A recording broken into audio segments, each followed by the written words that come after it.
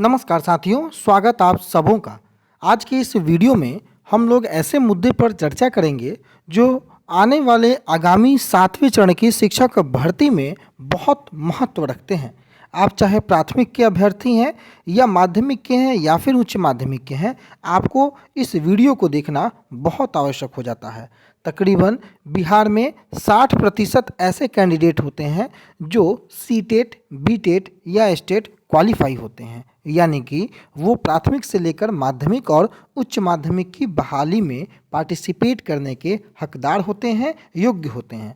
और पिछले कई दिनों से यह प्रश्न आप लोगों का आ रहा था कि इस मुद्दे पर भी बात किया जाए, और पिछले कई दिनों से यह मुद्दा गौन सा हो गया है। हालांकि कई कैंडिडेटों ने पिछले दिनों इस बात को लेकर के आवाज़ें ट्विटर पर, सोशल मीडिया पर उठाई हैं, परंतु क्या वो काफ़ी है? सीट के अनुसार बहाली तो मुश्किल में आ सकती है नौकरी, चाहे एसएसटी हो, इंग्लिश हो, हिंदी हो, सीएस हो। हर विषयों पर हम आज चर्चा करेंगे। पेपर 1, पेपर 2 दोनों विषयों की हम चर्चा करेंगे। और जो प्राथमिक के अभ्यर्थी हैं उनके लिए आने वाले वीडियो में विस्तार पूर्वक चर्चा होगा। इस वीडियो में हम माध्यमिक और उच्च माध्यमिक के सभी विषयों की चर्चा करेंगे। और क्यों महत्वपूर्ण हो जाता है यह वीडियो, चाहे सामाजिक विज्ञान के आप क्वालिफाई अभ्यर्थी हैं, चाहे कंप्यूटर साइंस के आप क्वालिफाई अभ्यर्थी हैं, या फिर इंग्लिश, हिंदी और साइंस के क्वालिफाई अभ्यर्थी हैं, आगे देखने के बाद आपको समझ में आ जाएगा। शुरुआत हम करेंगे उस डाटे के साथ जो डाटा सरकार ने पब्लिश किया था जब एसटीईटी का रिजल्ट आया था। आपके स्क्रीन के सामने वो दिख रहा है। ये पेपर 2 की एलिजिबिलिटी कि पूरे जो डिटेल थे जो कि उस समय के अपर मुख्य सचिव संजय कुमार ने जारी किए थे।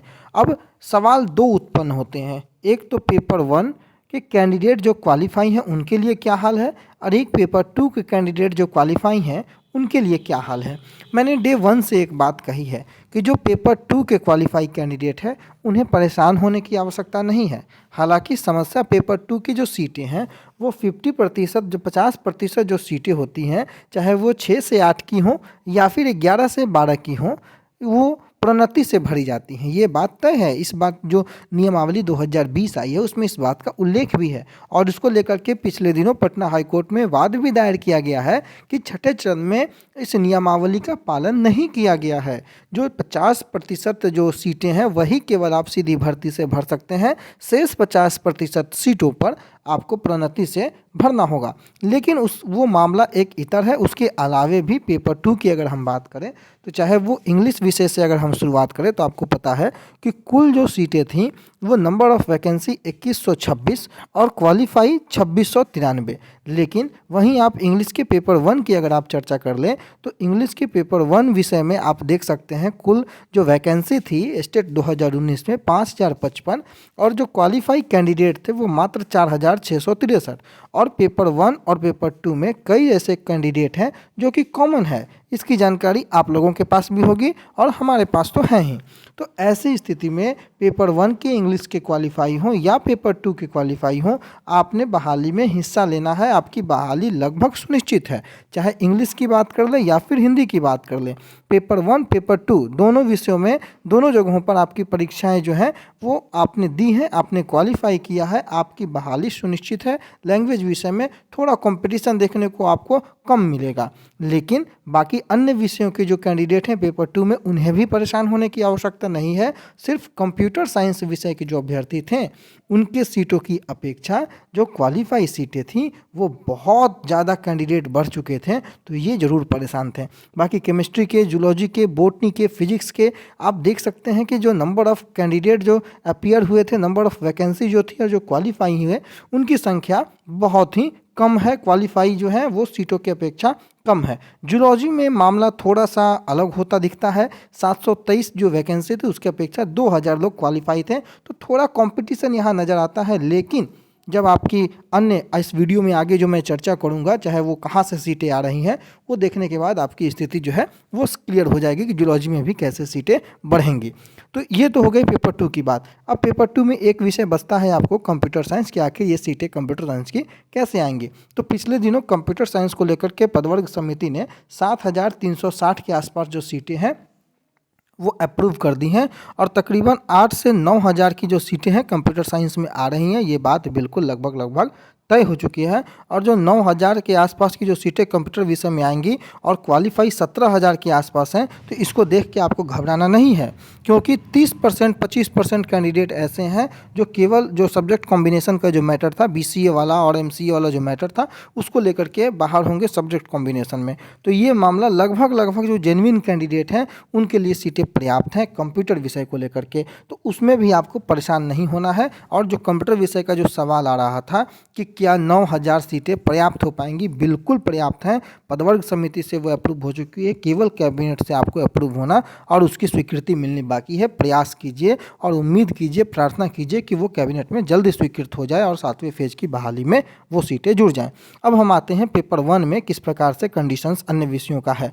तो हिंदी में मैंने आपको बताया कि कुल 3,000 सीट है, 4,721, जहां पर 1,000 से 2,500 के सीटों का अंतर है, वो सीटें आपको बढ़ के आ रही हैं। यह बात आपको पता है, कोई भी विषय है उसमें 7,000 से कम सीटें आपको नहीं देखने को मिलेंगी।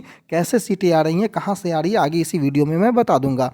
उर्दू में थोड़ा कंपटीशन आपको नज़र आता है, 1,000 सीट पे 2,890, लेकिन पिछले छठे चरण में भी उर्दू की सीटें जो हैं कई जगहों पर भरी हैं और कई जगहों पर खाली रह गई हैं। हिंदी की सीटें कई जगहों पर भरी हैं, कई जगहों पर खाली रह गई हैं, तो वो सारी सीटें इसमें ऐड होंगी और छठे चरण वाले जो बचे हुए सीट हैं उनसे आपका 7वें चरण वालों का भला हो जाएगा। संस्कृत में भी आप देख सकते हैं 1,055 नंबर ऑफ वैकेंसी और 1,700 लगभग जो है वो क्वालिफाई हैं और पिछले जो छठे चरण की जो सीटें हैं वो बच कर आ रही हैं, जो मृत सेवानिवृत्त सीटें हैं वो निकल कर आ रही हैं। तो इससे संस्कृत वालों को भी चिंता करने की आवश्यकता नहीं है। इंग्लिश की मैंने बात कर ली। मैथमेटिक्स में 5,055 सीटें जरूर दिखती हैं, 7,000 से अधिक लोग क्वालिफाई हैं और मैथमेटिक्स में पिछली बार जो बहालियाँ हुई हैं उसमें कैंडिडेट नहीं मिल पाए हैं मैथ साइंस के। आपने कई बार देखा होगा, इस बात का जिक्र आपको अखबारों ने लगातार प्रकाशित किया है। तो मैथमेटिक्स में पेपर जो पिछले फेज में जो सीटें आ रही हैं उसमें पेपर 1 की जो सीटें हैं वो बड़े दिलचस्प मोड़ में लाएंगी और वो सीटें जब जुड़ेंगी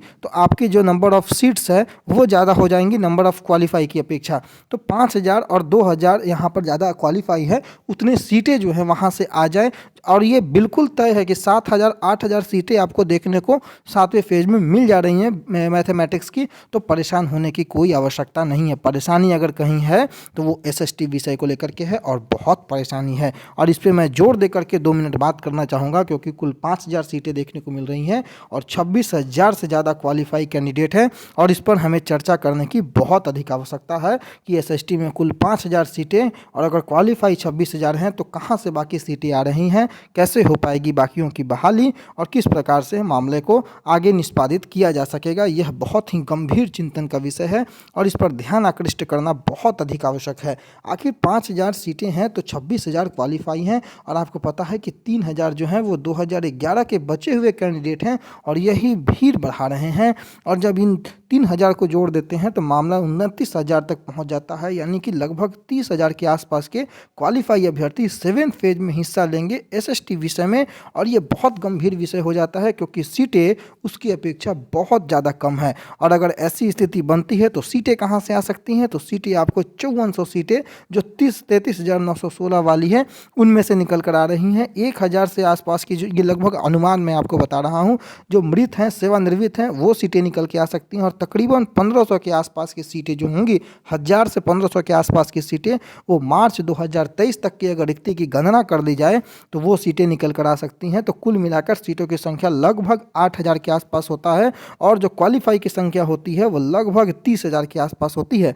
और अगर ऐसी स्थिति में जहां 8,000 जो है वो सीटें निकल कर आ रही हैं, मैक्सिमम और क्वालिफाई की संख्या अगर 30,000 है, और इसी प्रकार केवल एसएसटी विषय में ही नहीं, जो जूलॉजी की मैंने चर्चा की थी, जूलॉजी में भी जो मृत और सेवानिवृत्त हैं वो सीटें जुड़ेंगी आपको। मार्च 2023 तक की जो वैकेंसी है वो जुड़ेंगी, तो वहाँ पर भी जो नंबर ऑफ सीट्स है, नंबर ऑफ वैकेंसी है वो बढ़ेगी। केवल जूलॉजी ही नहीं, अन्य विषयों में भी ये सीटें बढ़ेंगी और अन्य विषयों में तो 6th फेज की बची हुई सीटें भी बढ़ेंगी, जिससे कि उनका बेड़ा पार हो जाएगा। परंतु जब मामला 30,000 क्वालिफाई और 8,000 सीटों के आसपास का फंसता है, यानी कि कंपटीशन जो है वो लगभग 4 कैंडिडेट एक सीट पे फाइट करते नजर आएंगे।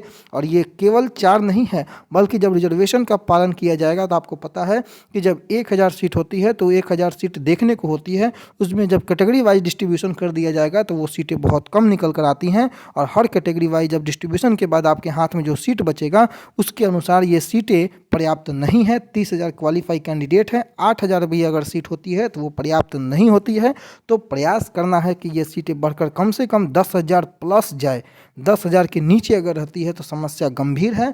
और इस वीडियो को बनाने का मुख्य उद्देश्य यही है कि आपको थोड़ा और जोर लगाना है ताकि आपकी जो भलाई, आपकी जो बहाली, आपकी जो नौकरी वो सुनिश्चित होने में थोड़ा आसानी मिले। बाकी अगर जिस अनुपात में सीटें दिख रही हैं, अगर उसी अनुपात में सीटें आके रह गई तो आप याद रखिए कि आपकी नौकरी जो है वो मुश्किल में पड़ सकती है। बाकी इंग्लिश, हिंदी, अन्य विषय वालों को उतना परेशान होने की आवश्यकता नहीं है जितना परेशान एसएसटी के विषय के क्वालिफाई कैंडिडेटों को होना है। और मैं पिछले कई दिनों से देख रहा हूँ कि इस पर ध्यान किसी का नहीं है।